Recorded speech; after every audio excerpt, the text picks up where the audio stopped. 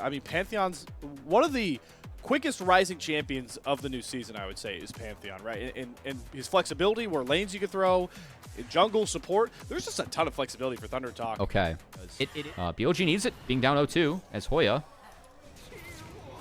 A rat and a Spider-Man, that's rough. Yep, that's a rough spot for Hoya. He's going to flash, but the follow comes across for Own, and for the first time, get both out of Elk, but a ton more out of Thundertalk in general. Beitron flies in with another Vault Breaker. Great dodge by On. Doesn't dodge out of the Galio knockup, though. The taunt's going to land, and they've caught the Elise. The Spider gets caught in its own cocoon.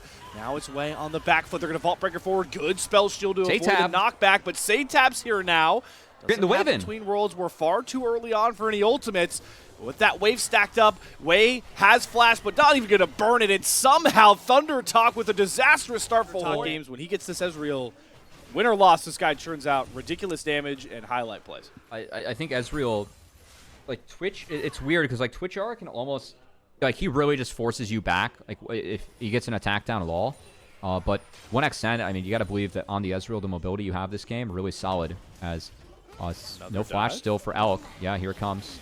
R2. Oh, that's a great play by On. Pops out. Feather interrupts all the damage, though, from On and Elk. They execute the Twitch. In goes On for a trade, but it's a double up for Thundertalk. A double up for 1xN, as we were talking about him in Feats of Warfare for the third game in a row, secured by TT.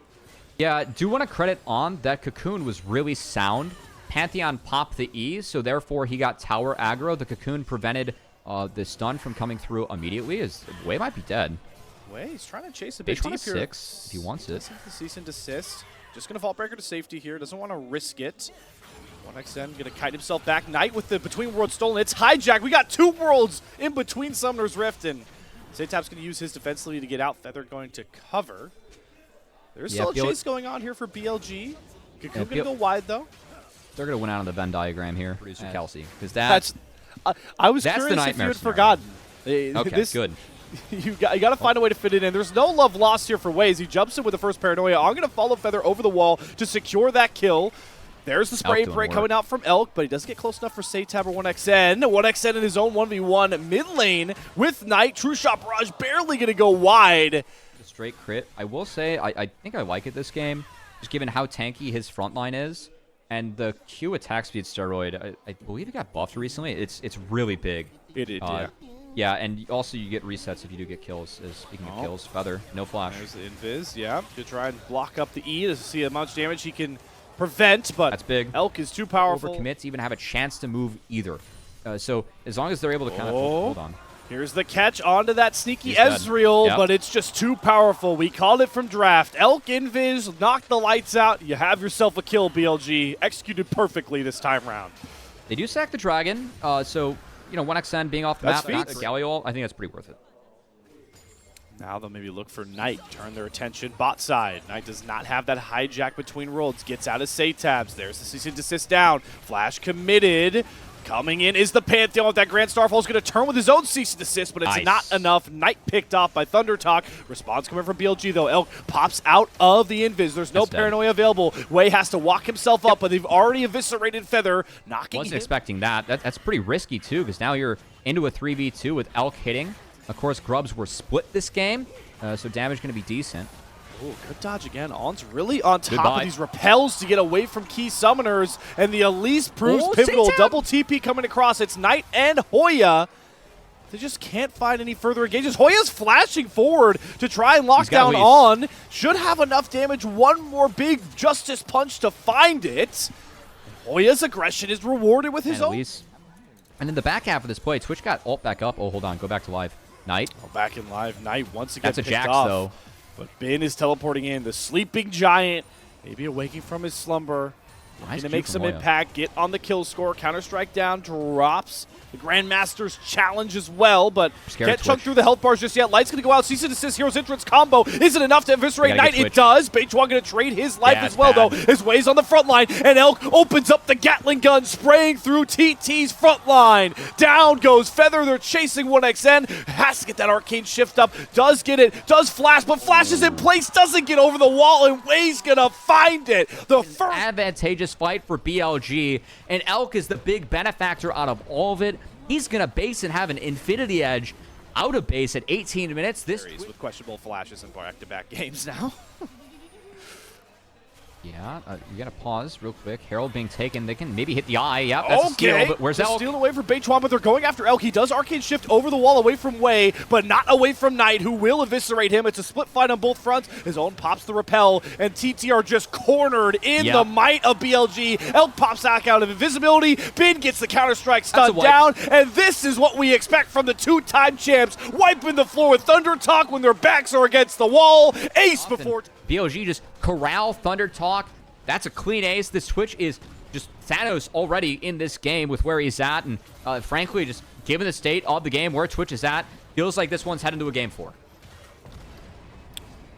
One of the most convincing. Elk he needs to be the focus in this game, but the BLG just the beefy front line they have, not enough to get through as Elk. Wow. We're back. Yep. Twitch is ripping through people.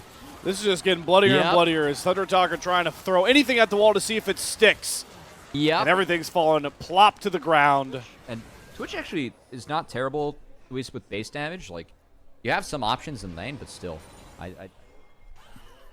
Yeah, and BLG for the next 2 minutes, I kind of expect them just to kind of keep bouncing between these two turrets, and maybe they find an angle to threat. Oh, okay, here we go. Otacon used. Right on their voracious Otacon timer. They're diving on in as Wei finds the backline. Hoy gets a pretty good Heroes Entrance knockup, but Elk is untouched, and he is able to step up through the revives. They've got to wave up next to this turret, see if they can crush it, but Elk's it was 5v3 there for a little bit. Dragon secured, and BLG continue to cruise.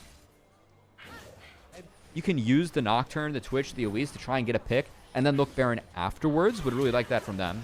Vault Breaker doesn't get the knockup, so On's able to get the repel off through the cease and desist, and now Elk can step back up. Knight and Bin have flanked the back line. Down goes 1xN again, not allowed any space, and now they can fight back to front, and there's Elk on that big bad Twitch to burn through the remaining health bars. Feather's the only one to walk away to tell the tale of the mighty BLG. It might not be exciting, but it's what we expected from the two-time champs.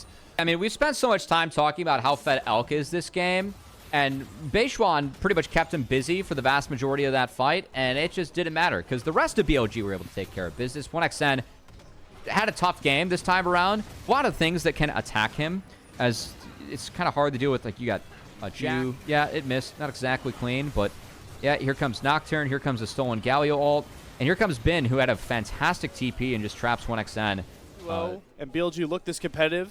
It makes, the game 4 that we're expecting even more exciting, even more on the precipice. Another last-ditch effort for Thundertalk is Beichuan gives his life to the sacrifice. Elk, though, just burns through everybody's health bar here. He does pick up the GA, so even when you thought you knocked him down, he pops back up and starts shredding health bars once more. Maybe looking here to find all the kills. Knocks down Feather, knocks down Hoya as well. Double kill secured, 1xN the last one, just trying to lead the horses to slaughter, but they're heading back to the stable that's known as the Nexus. The cleanest game of the series so far goes to BLG, down 0-2 no more. They find themselves their first win of the series. Yeah, nothing like picking Twitch. You're just going 15-2-11 in the game. I think it's an easy player of the game there for Elk, who, when you pick Twitch, the game revolves around you. That was Elk's comfort zone for this one. He really cashed in on this pick. It's kind of funny just seeing